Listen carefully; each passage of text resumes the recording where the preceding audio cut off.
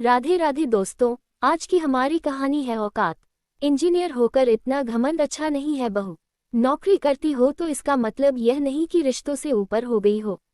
खाने की मेज पर बैठे बैठे नंदुई विनय ने फिर वही ताना मारा तो रागिनी ने बस एक पल के लिए उसकी तरफ देखा और चुपचाप सब्जी परोसने लगी, क्योंकि शादी के 3 साल में उसने सीख लिया था कि हर जवाब बोलकर नहीं दिया जाता।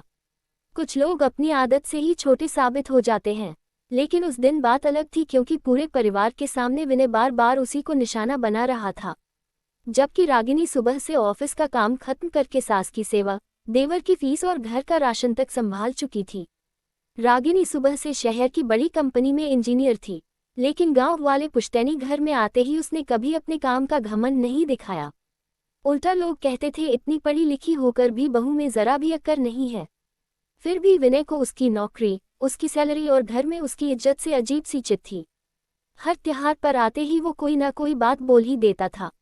आजकल की नौकरी वाली बहुएं घर नहीं संभाल पाती, पैसा कमाने से कोई बड़ा नहीं हो जाता और सब हंसकर टाल देते। उस दिन भी जब रागिनी की सास ने प्यार से कहा हमारी बहू ने ही इस बार घर की मरम्मत में मदद की है, वरना इतने पैसे कहाँ से आते, तभी विनय हंस पड़ा। अरे माँ जी, बहू पैसे देती है तो एहसान थोड़ी करती है। घर की बहू है, उसका फर्ज है। कमरे में अचानक खामोशी हो गई, क्योंकि पहली बार रागिनी की सास का चेहरा उतर गया था। रागिनी ने पानी का गिलास मेज पर रखा और धीरे से बोली, हाँ जीजा जी, फर्ज तो सबका होता है, बस कोई निभाता है, कोई सिर्फ दूसरों को याद दिलाता है। विनय का चेहरा बदल गया। उसने तुरंत हंसकर बात पलट दी, लेकिन उसकी आंखों में पहली बार चुभन दिखी थी और रागिनी ने उसी पल मन में तय कर लिया था कि अब जवाब मिलेगा, मगर वैसे नहीं जैसा सब सोच रहे हैं। रागिनी ने बात वही खत्म कर दी थी, लेकिन खाने के बाद जब सब आंगन में बैठे थे तब उसकी नंद शालिनी आदत से मजबूर आखिर बोल ही दी, मम्मी आप ही ना भाभी को जरूरत से ज्यादा सिर पर चढ़ा रखी है। 2 पैसे कमाने लगी है तो हर बात में नाम लेना जरूरी है क्या? उसकी आवाज में वही पुरानी जलन थी जो रागिनी शादी के पहले महीने से महसूस करती आ रही थी, क्योंकि शालिनी को कभी पसंद नहीं आया कि घर में उसकी राय से ज्यादा लोग बहू की बात सुनने लगे हैं। रागिनी ने हमेशा उसकी बात को नजरअंदाज किया था, यहाँ तक कि जब शालिनी अपने बच्चों के सामने भी बोल देती तुम्हारी मामी को बस नौकरी से मतलब है, तब भी रागिनी मुस्कुरा कर निकल जाती। लेकिन सच ये था कि शालिनी को पता था घर की दवाइयों से लेकर ससुर के चेकअप, घर का राशन तक कई खर्चे रागिनी बिना बताए उठाती थी। फिर भी उसे कभी नहीं माना। विनय को मौका मिल गया। वह कुर्सी पर पीछे होकर बोला, सही कह रही हो शालिनी, आजकल की बहुएं 2 पैसे क्या कमा ले, खुद को घर का मालिक समझने लगती है। इस बार रागिनी कुछ बोलती, उससे पहले उसके पति आदित्य ने तेज आवाज में कहा, जीजा जी 2 पैसे शब्द इस्तेमाल करने से पहले याद रखिए, उन्हीं 2 पैसों से पिछले साल पापा का ऑपरेशन हुआ था। आपने भी कुछ मदद नहीं की थी और उस समय किसी ने हिसाब नहीं पूछा था। पूरा आंगन एकदम शांत हो गया, क्योंकि आदित्य हमेशा शांत रहने वाला आदमी था। घर के झगड़ों में कभी नहीं बोलता था। विनय हंसने की कोशिश करते हुए बोला, अरे मैंने तो मजाक किया था, इतना क्यों चुप गया? आदित्य ने सीधा देखा। मजाक वह होता है जिस पर सब हंसे, जो हर बार एक ही इंसान को छोटा करे, उसे आदत कहते हैं, मजाक नहीं। शालिनी तुरंत भाई पर चढ़ गई। वाह भाई, अब बीवी के लिए बहन जीजा गलत लगने लगे। तभी बरामदे में बैठे रागिनी के ससुर राम प्रकाश जी, जो अब तक चुप थे, उन्होंने धीरे से कहा, शालिनी चुप हो जाओ। उनकी आवाज कमजोर थी, लेकिन घर में आज भी सब रुक जाते थे। उन्होंने पहली बार सीधे बेटी की तरफ देखकर कहा, जिस बहू ने इस घर की जरूरत में बिना बोले साथ दिया, उसका सम्मान करना सीखो। हर रिश्ता सिर्फ जन्म से बड़ा नहीं होता, निभाने से बड़ा होता है। शालिनी का चेहरा उतर गया, क्योंकि पिता ने जिंदगी में पहली बार उसे सबके सामने रोका था।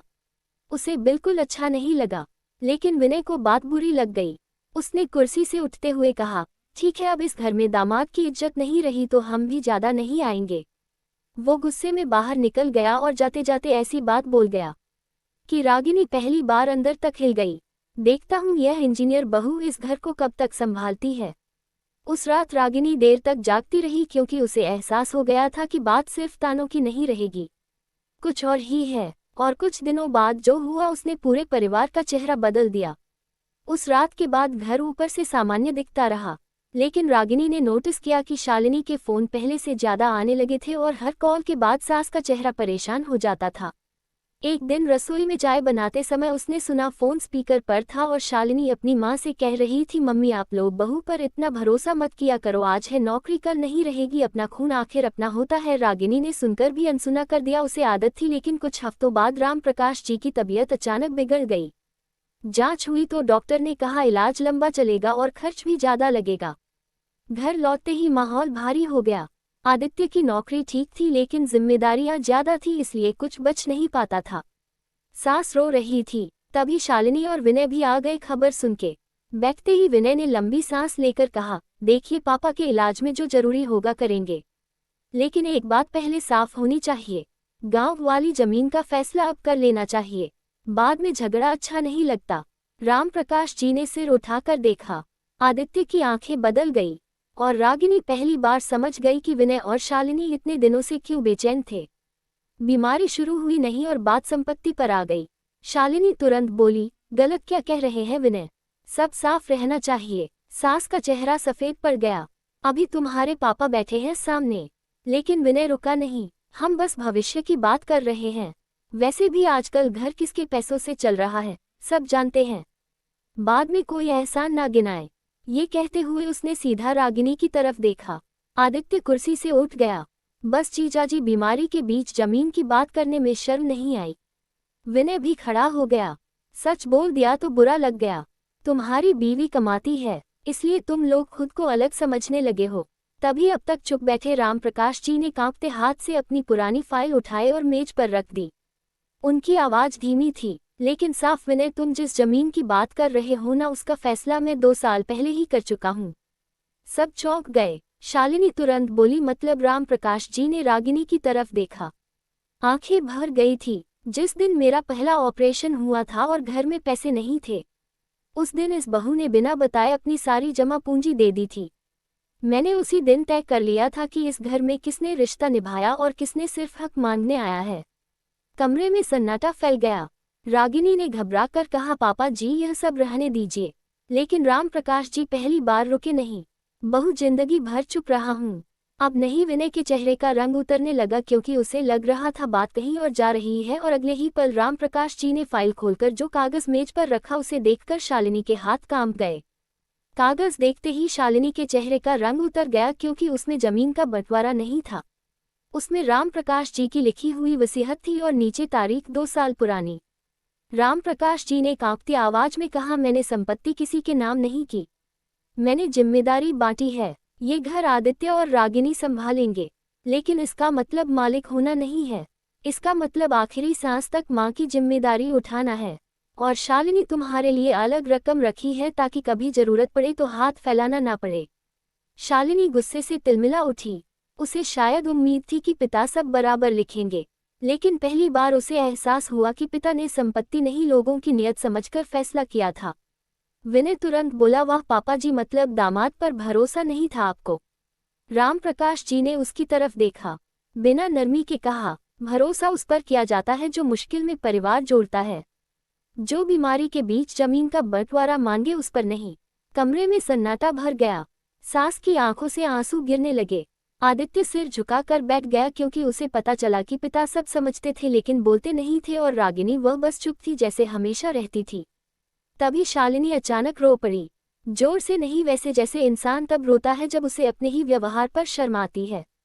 वो रागिनी के पास आए लेकिन नजर नहीं मिला पाई। धीरे से बोली, भाभी मुझे लगता है आप सबको मुझसे दूर कर रही हैं। पर मैं खुद ही दूर हो गई थी। रागिनी कुछ सेकंड उसे देखती रही, फिर बोली, रिश्ते जीतने से नहीं बचते, समझने से बचते हैं। विनय ने उस दिन कोई जवाब नहीं दिया क्योंकि सबक बहस से नहीं मिलता था। उसे उसकी औकात समझ आ गई थी। सबक उसे तब मिला जब उसने देखा जिस बहू को हर बार कम दिखता था, उसी बहू ने बिना शोर किए उस घर को सालों से संभाल रखा था। उसके बाद विनय और शालिनी घर आते थे, लेकिन कभी रागिनी की नौकरी, कमाई या इज्जत पर ताना नहीं मारते थे। और शालिनी वह त्योहारों पर आते समय सबसे पहले अपनी माँ से नहीं अपने भाभी से पूछती, भाभी थक गई होंगी, बताए क्या मदद करूं मैं? राम प्रकाश जी अक्सर बरामदे में बैठकर मुस्कुराते थे क्योंकि उनका घर टूटा नहीं, समय रहते संभल गया था। अगर कहानी दिल को छू गई हो तो लाइक, शेयर और सब्सक्राइब जरूर करें। धन्यवाद।